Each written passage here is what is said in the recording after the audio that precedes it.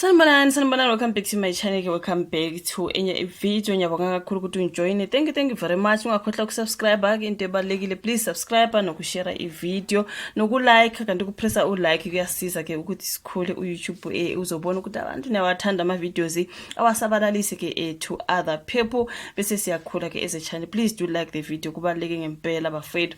So ngikhumbula last week ngike ngenze ivideo ngoUPearl Maseko Binqose obesebenza lapha noUKhozini ngisithi kuthe uyashiya kuthiwa ke ingoba akasebenzi kahle nomunye lapha ongumphathi lapha owasokhozini into ezikanjalo bafethu kwathi ushile ku ugeli wahamba wathi akekho happy.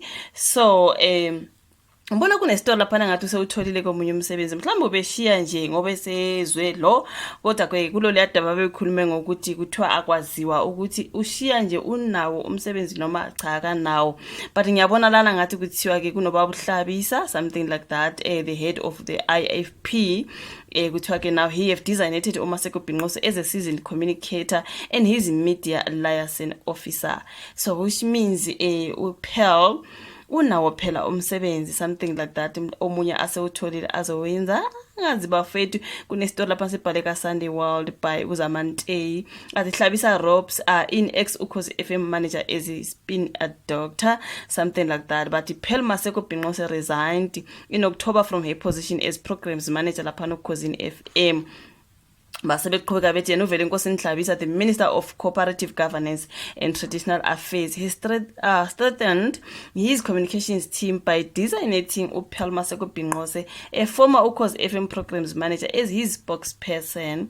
Wow. So now kuthiwa ke with effect from November 1 uqala nje mhla November 1 njengoba sesingenile, uhlabisa the head of the IFP designated uMaseko Binqose a seasoned communicator as his media liaison officer. uMaseko Binqose however announced the news on social media ngoNovember mhla 4. Wathiwa ke uMaseko Binqose ke uPearl resigned from her position as programs manager for uKhoziFm.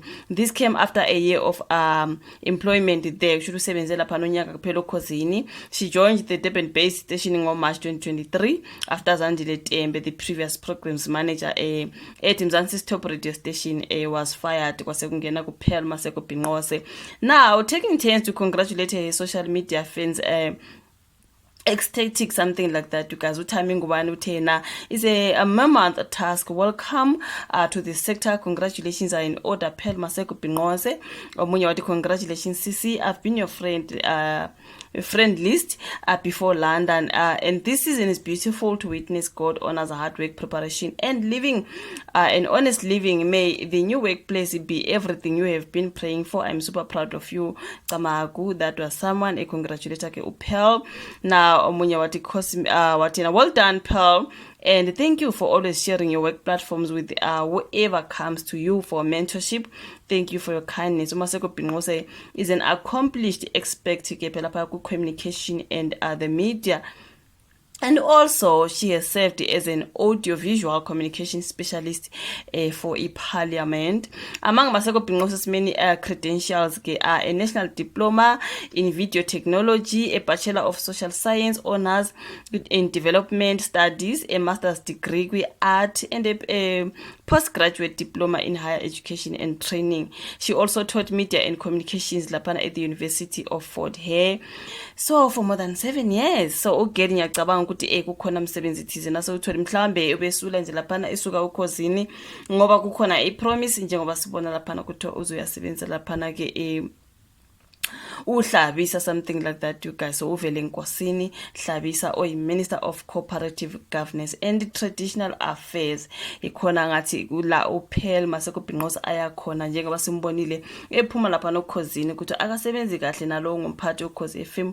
Wathi hayibo seyathe ngiyasebenza umsebenzi wami ngiyofuna uthatha inqomo kuyonke into sengiyabathenga uthatha inqomo sekunzima ukusebenza manje wami umsebenzi ngiwenza nini.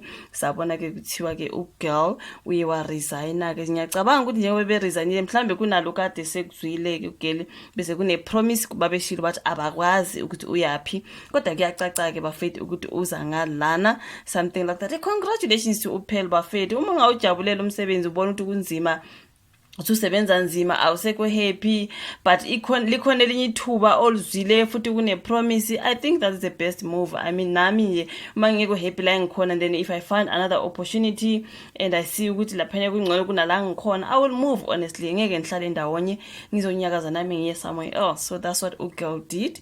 Wa resign ke laphana kaUkhoziFm, and then she's coming this side ke Mtakabawo.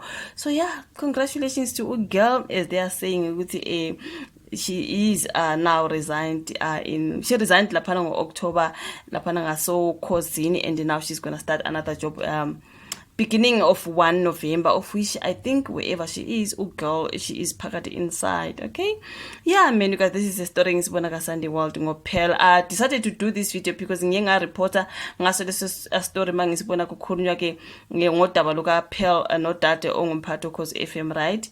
So ke bekukuhle ukuthi ngize na update ukuthi where is Pearl right now, since babeshilo ukuthi they do not know ukuthi njengoba eshiya nje unawo umsebenzi noma uyohlala ekhaya, you know, but kuyacaca ukuthi no, akazukuhlala ekhaya, ukukhona la aseqale khona manje ke. So yeah, siyambongela you guys, thank you so much ukuthi ubukele video, ungakhohlwa ukulike, usubscribe, ushare anything else, futhi ngiyabuya ne-update. Uyangazi ke ngiyathanda uku-updateana. Ngiyabonga kakhulu, bese siyahlangana futhi kwenye ke elandelayo. Bye.